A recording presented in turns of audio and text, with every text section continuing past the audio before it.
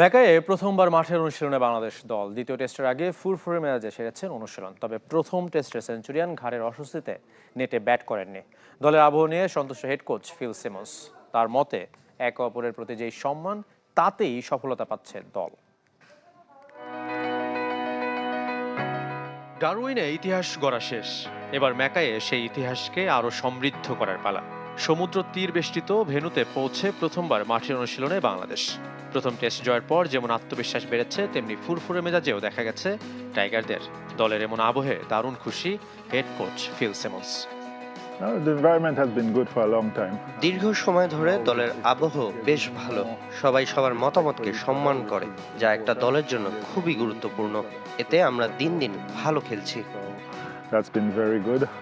Worm আপের পর হাসি আড্ডায় ফুটবলে মেতেছিলেন ক্রিকেটাররা। পরে ফিল্ডিংয়ে মনোযোগী হয়েছেন সবাই। ডারউইন টেস্টে এই ডিপার্টমেন্টে কিছুটা ভুগিয়েছে ম্যাকায়ে, তার পুনরাবৃত্তি চায় না Tigers. Preparation, we started well.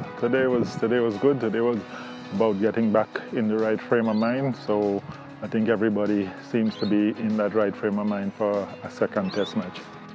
Great barrier reef অ্যারেনায় নেটে ব্যাটিং বোলিং সেরেছেন ক্রিকেটাররা। মুশতাক আহমেদের পাঠশালায় ছিলেন মেহেদী মিরাজ ও তাইজুল ইসলাম।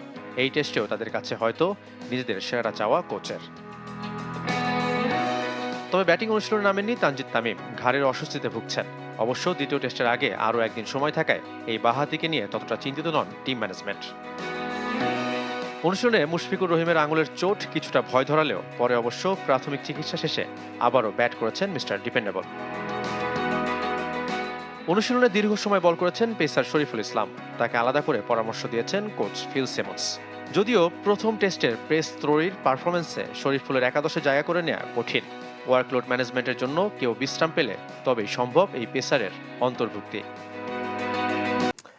অস্ট্রেলিয়ার বিপক্ষে ঐতিহাসিক জয়ে বাংলাদেশের পেস বোলিং ইউনিটের ভূমিকায় গর্বিত সাবেক কোচ অ্যালান ডোনাল্ড। হোয়াটসঅ্যাপ গ্রুপে এখনও তাসকিন হাসান মাহমুদের সাথে যোগাযোগ রেখেছেন এই দক্ষিণ আফ্রিকান কিংবদন্তি। মোস্তাফিজের টেস্ট খেলা উচিত, চ্যানেল 24-কে দেওয়া একান্ত সাক্ষাৎকারে জানিয়েছেন হোয়াইট লাইটনিং। বাংলাদেশের পেস বোলিং বিপ্লবের অন্যতম কারিগর অ্যালান ডোনাল্ড টাইগারদের নিয়ে কাজ করেছেন 2 বছরের কিছু কম সময়, তবে রেখে গেছেন তার পদচিহ্ন। হাসান মাহমুদ, তাসকিন, এবাদতদের মধ্যে জয়ের ক্ষুধা তৈরি করে গেছেন এই আফ্রিকান গ্রেট। তাই তো ডারউইন টেস্ট জয়ের পর তার ভূমিকা আবারও সামনে এসেছে। হাজার মাইল দূর থেকে মুগ্ধ হয়েছেন শিষ্যদের পারফরমেন্সে। সময়ের তারতম্যের কারণে আমি হাইলাইটস দেখেছি। কি দুর্দান্ত বোলিং পারফরমেন্স ছিল। এই পেস বোলিং আক্রমণের সাফল্যে আমারও কিছুটা ভূমিকা থাকায় আমি গর্বিত। হাসান মাহমুদ, নাহিদ রানারা তখন জাতীয় দলের দরজায় কড়া নাড়ছে। রাসেল ডমিঙ্গোকে বলেছিলাম ওদের ভবিষ্যৎ উজ্জ্বল, সেটা ওরা প্রমাণ করেছে। বাংলাদেশ টিম ম্যানেজমেন্টের সাথে সম্পর্ক চুকে গেছে ঠিকই, তবে এখনো তাসকিন, নাহিদ রানাদের খোঁজ নেন ডোনাল্ড। আত্মবিশ্বাস বাড়ানোর কাজটা ঠিকই করে চলেছেন পেশাদারিত্বের গণ্ডি পেরিয়ে। আমরা এখনো হোয়াটসঅ্যাপে একে অপরের সাথে যোগাযোগ করি, পরামর্শ ভাগাভাগি করি। আমি আসলে এই গ্রুপটার ভক্ত। আমি এমন মানসিকতা তৈরি করতে চেয়েছিলাম যেন ওরা নিজেদের উপর বিশ্বাস রাখে এবং ভয়ডরহীনভাবে খেলতে পারে। মনে হয় সেই মানসিকতা এখন এই দলটার মধ্যে তৈরি হয়েছে। অ্যালেন ডোনাল্ডের সময়কালেই টেস্ট থেকে বিরতিতে যান মোস্তাফিজুর রহমান। গেল 4 বছরে আর ফেরা হয়নি। তা নিয়ে আক্ষেপ আছে হোয়াইট লাইটনিং এর।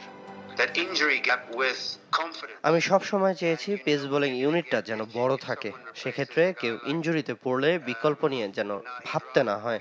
এই যেমন নাহিদ রানা ইনজুরিতে পড়ায় তার পরিবর্তে চমৎকার পারফর্ম করেছেন এবাদত। লাল বলের সাথে মুস্তাফিজকে যুক্ত করা গেলে দারুণ হতো। ফিজের টেস্টের প্রতি আগ্রহ কম কিনা তা জানা নেই, তবে ওর লাল বলে খেলা উচিত। ম্যাকাইয়ে দারুণ কিছু করে দেখাবে টিম টাইগার, সেই অপেক্ষায় অ্যালান ডোনাল্ড। অনূর্ধ্ব 17, 19 ও 23 দল নিয়ে হবে 50 ওভারের game development trophy tournament. 28 August থেকে মাঠে গড়াবে খেলা। উদ্বোধনী ম্যাচে মুখোমুখি বাংলাদেশ অনূর্ধ্ব 19 ও অনূর্ধ্ব 17। মিরপুর স্টেডিয়ামে ম্যাচ শুরু সকাল 9:30টায়। আগামী মাসের 9 তারিখ ফাইনালে লড়বে টেবিলের 2 শীর্ষ দল। ফাইনাল সহ মোট 7 ম্যাচের টুর্নামেন্ট। সবকটি খেলা অনুষ্ঠিত হবে একই সময় একই স্টেডিয়ামে। কিন্তু ম্যাচের গল্প সেখানেই শেষ হয়নি। দ্বিতীয়ার্ধে 58 মিনিটে নীল পিয়েরের গোলে আবারও সমতায় ফেরে ফিলাডেলফিয়া। এরপর দুই দলই জয়সূচক গোলের চেষ্টা করলেও আর কেউ ব্যবধান করতে পারেনি। শেষ মুহূর্তে উত্তেজনা ছড়িয়ে পড়ে মাঠে। হাতাহাতিতে জড়িয়ে পড়েন ফিলাডেলফিয়ার কাভান সুলিভান এবং ইন্টার মায়ামির ইয়ানিক ব্রাইট। দুজনকেই সরাসরি লাল কার্ড দেখান রেফারি। কাভান সুলিভান সেই পরিবারের সদস্য যাদের রোনান ও ডেকলান সুলিভান বাংলাদেশের জার্সিতে সাফ অনূর্ধ্ব 20 চ্যাম্পিয়নশিপ জেতা দলে খেলেছেন। এই ম্যাচের পর MLS-এর চলতি মৌসুমের 17 ম্যাচে মেসির গোল সংখ্যা দাঁড়ালো 13টি আর অ্যাসিস্ট 9টি। ফিলাডেলফিয়ার বিপক্ষে 6 ম্যাচে তার গোল 6টি এবং অ্যাসিস্ট 4টি। অন্যদিকে টানা 3 ম্যাচে হারের পরে ড্র কিছুটা স্বস্তি দিল মায়ামিকে। এর আগে লিগস কাপে 2 মেক্সিকান ক্লাবের কাছেও হেরেছিল তারা। ন্যাশভিলের কাছে হারের মাধ্যমে MLS-এ তাদের 7 ম্যাচে অপরাজিত দৌড় থেমে গিয়েছিল। এবার মেসির গোল অ্যাসিস্ট দলকে হার থেকে বাঁচালেও জয় এনে দিতে পারেনি। বাংলার কাভান সুলিভানদের বিপক্ষে ড্র নিয়ে মাঠ ছাড়লো আর্জেন্টাইন মহা তারকা লিওনেল মেসির মায়ামি। তিক্ত অভিজ্ঞতার স্বাদ পেতে হয়েছে সুলিভান ব্রাদার্সের বড় ভাই কাভানকে। লাল কার্ড দেখে মাঠ ছাড়ার দিনেও ড্র করেছে তার দল।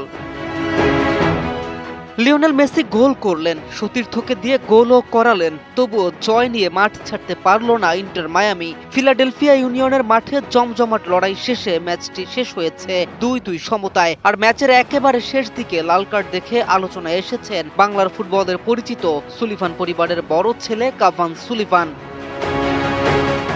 ম্যাচের শুরুটা অবশ্য মায়ামির পক্ষে ছিল না। 11 মিনিটে ইন্ডিয়ানা ভাসিলেভের গোলে এগিয়ে যায় ফিলাডেলফিয়া। পিছিয়ে পড়ার পর দ্রুত ঘুরে দাঁড়ায় মেসির দল। প্রায় 10 মিনিট পর ড্যানিয়েল পিন্টারের গোলে সমতায় ফেরে ইন্টার মায়ামি। আর এই গোলে মেসির অবদান ছিল অনবদ্য। আর্জেন্টাইন তারকার 5 থেকেই আসে গোলটি। এর কিছুক্ষণ পর নিজের জাদু দেখান মেসি। প্রতিপক্ষের রক্ষণভাগকে ফাঁকি দিয়ে বক্সে ঢুকে বাঁ পায়ের নিখুঁত শটে বল জালে পাঠান তিনি। তাতে 2-1 ব্যবধানে এগিয়ে যায় মায়ামি। গোলের পাশাপাশি অ্যাসিস্টেও নিজের নাম লেখানো মেসি তখন দলকে জয়ের পথেই এগিয়ে নিচ্ছিলেন।